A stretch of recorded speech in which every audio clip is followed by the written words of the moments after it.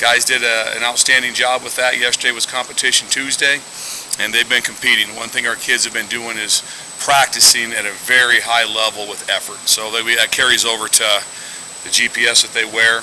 So the numbers that we get back from the information and what we see on the field, kids are practicing and playing really hard. So that's very encouraging for how we practice. That's been good.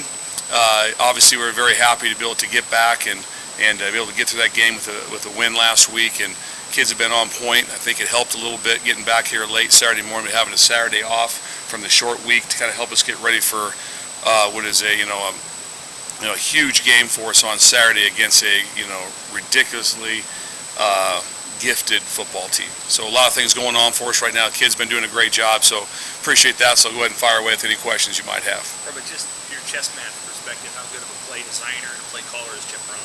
Oh, he's as good as there is. There's somebody asked the other day, how good is he? I said, I don't know one better. So he's, I never give someone like the perfect title like that, but never been better. I went against him once when I was at Rutgers. I've known him for a long time. I've sat and visited with him. We're friends kind of from afar, I guess. Not say we're real close, but we know each other. But he does, a magnificent job with how he schemes things up. He has personnel. He has ideas that he wants to be able to get done. Then also he's got a lot of NFL players walking around, so that helps. Like his quarterback's an NFL guy, his tight end's an NFL guy. Charlie Jones an NFL guy. They got several others that are in the same boat. So they're as talented as a group as that we've seen all year, skill-wise, and especially at the quarterback spot. Gifted. So we got our hands full, that's for sure. What's been key for your defense the past 2 games and playing as well as they have after halftime, not low? I think the biggest thing that we've had some success, and I have to make sure they're on time for the team meal and stuff, and then they've been early for that, so I figure that's always a good sign. We get to the hotel, but kids just been bought into what we're doing. We communicate very well on the sideline. You don't all of a sudden just create great attitude players. We have great attitude players. They were already here, and they're playing with that level of it right now. So how they handle things on the sideline, halftime they're like this. Both half times were a little rough. Indiana, and we played good defense. We gave up 14 points. We had the one on offense, but they'd scored twice right before. So halftime was like, how are we going to fix this? Same thing with this one. It's 13-0. What are we able to get done? We played solid in the first half after the first drive. Holding to the field goal was huge for us after the block punt. But that's all in the kids. I mean, that's just a bunch of guys being real dudes and stepping up and playing hard. Big eyes, big chest, bright-eyed. And that's all on them. So I'm just so proud of them. It's just so much fun to get a chance to coach them. Our staff loves coaching them. Nebraska should be proud of them for just the way they carry themselves. How much is that momentum worth this week when they play as well as they have for 2 weeks in a row, going into just how you prepare and into the games? That's always a positive. I mean, it's something that's going to always try to swing over in that, because I know they can handle situations that are tough. There's going to be a lot of tough situations in this game. If they'll be able to carry that over with them, it helped them a bunch in preparation.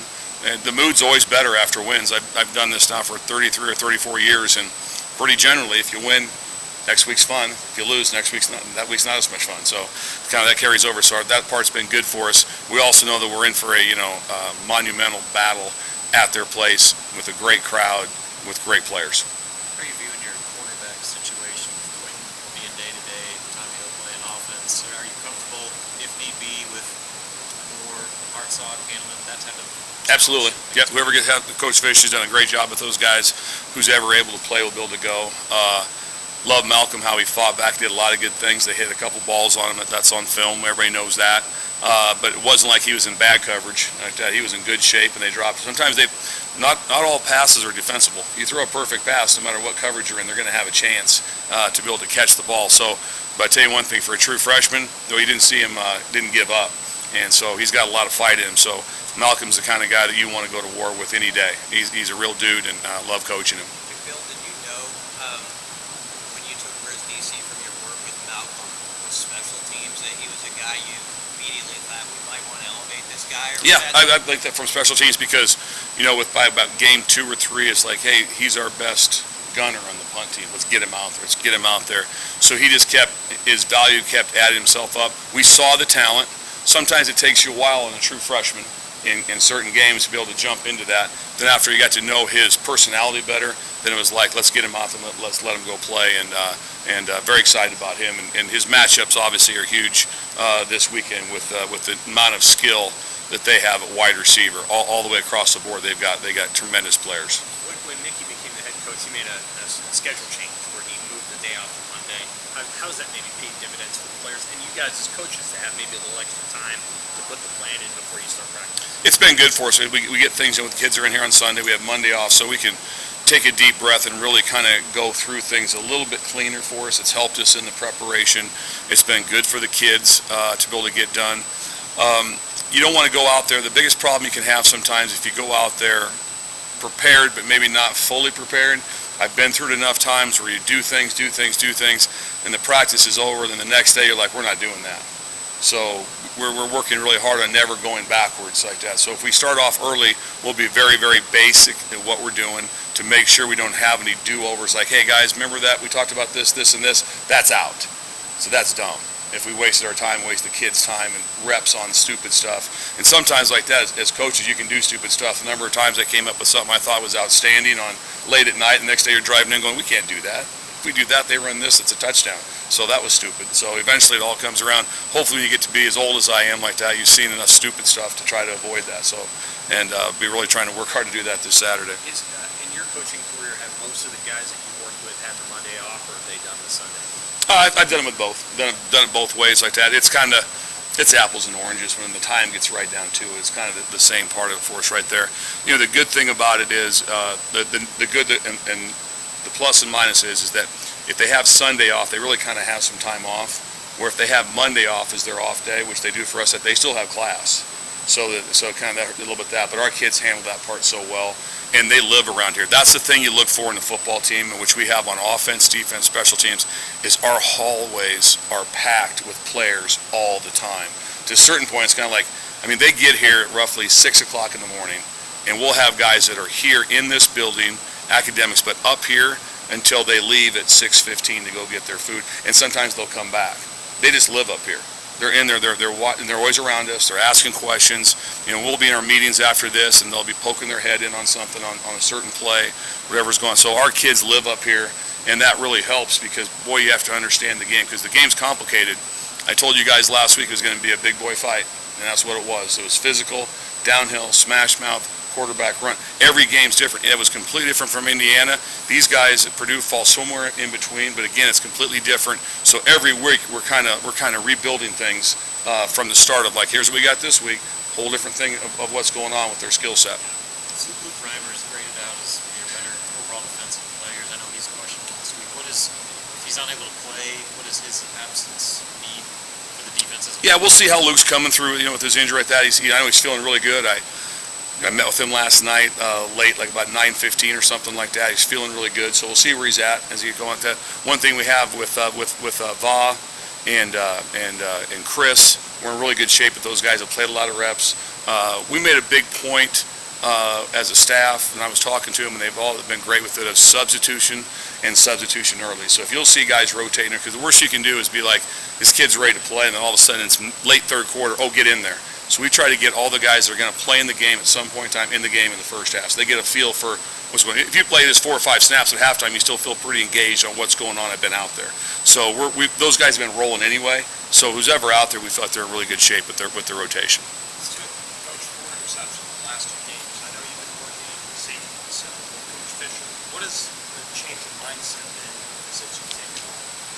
Well, what's really helped is people always get confused and they say the word DB. That's craziness, okay? Because the corners and the safeties, the nickel, they're all different positions. So that's just kind of like being like, well, you know, he's an offensive player, so you can coach the quarterbacks and the running backs, and that's not how it works. They're different positions that do different things. So when we're able to divide things up like that, so I've had them all before, like Coach Fish did, and that's miserable like that. So we were able to divide it up so Coach Fish can have the corners, I can have the nickels and the safeties, and that allows us to build. And then also those 3 positions also play the other one. So the nickel plays safeties, and the safeties can play nickel. So that's how we can have the rotation to it. So that helps us a bunch on just time that you get to be able to get done, because that is really, really hard. Because all of a sudden you're talking about press man coverage, you're working on that, and then what are the safeties doing? what's going on. So we felt we've maximized our staff with how we're divided up. What have you seen out of Miles? Just, Nicky said he started slow this year, but in the last few games he's picked it up. What have you seen? Strained to the ball. He's straining better. It's the number one thing that Miles is doing. He's straining better to the football for us. So I like his strain to the football. His football intelligence right there. He's practicing better. The reason he's straining better is because he's practicing better. And we're pushing him really, really hard to strain, to get himself in position to tackle, all those things. That's why he's been playing better. And his antenna's up. He's really dialed into what's going on. He talks back there better. And so he's got himself in better shape that way. That's always room to improve. He's always training to be better. But like where he's at, he made a huge interception. Was a really nice play for us right there that kind of put us in position to win the game. So proud of him for that. Hey, Bill, those daily monikers that you use, competition Tuesday, turnover 300, Casey mentioned one of those yesterday.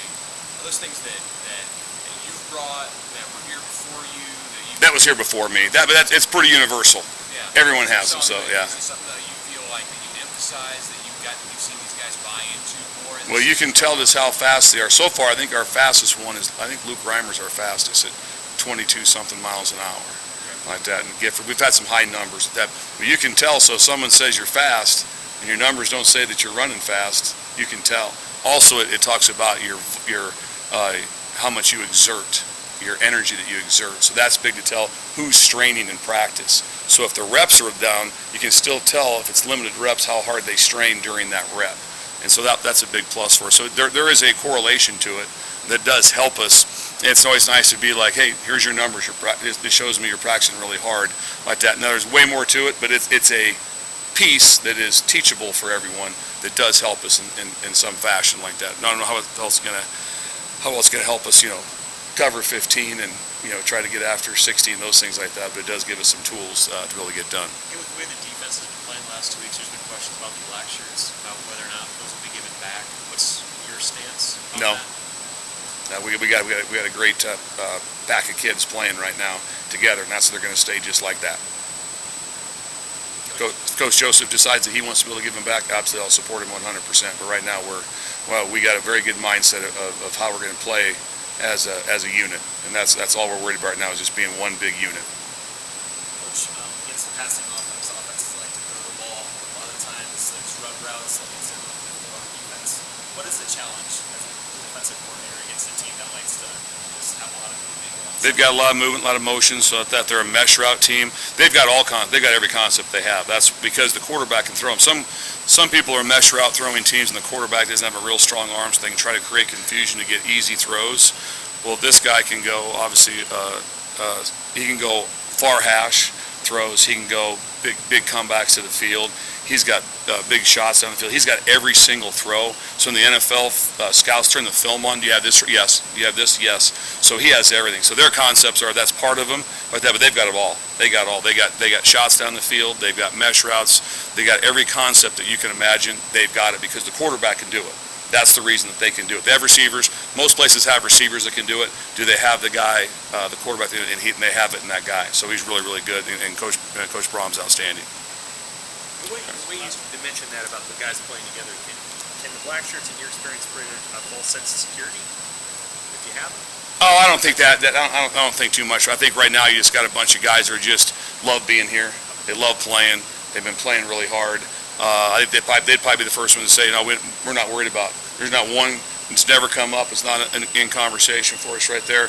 We just have to be able to keep playing, the way we're playing, and build it to play hard, play physical, play fast, and strain for us right there. They're going to make plays. Like I've told you guys, a bunch of times before, that their play callers, their head coach, and I don't know, he makes a lot of money. So he does a lot of smart things. And so we're worried about just getting ourselves lined up and having a chance to go play really hard and doing it together. And got a great bunch of guys like that. So if I'm the state of Nebraska, I'm really proud of those guys, how hard they're playing, how the whole team's playing. Because there were some tough shots out there. Our quarterback took some shots and got back up. And that team like that in the locker room at Rutgers, just like this. No panic, no big deal. Here's what we got to get done. We're going to go out there. We talked about going out and scoring. Went out and did that. That helped the defense a bunch for us right there. So it's a real team. It's a true team in that locker room. So that's just fun. When you go into a locker room and everybody's bought in together, that's just a heck of a lot of fun. Thanks, guys.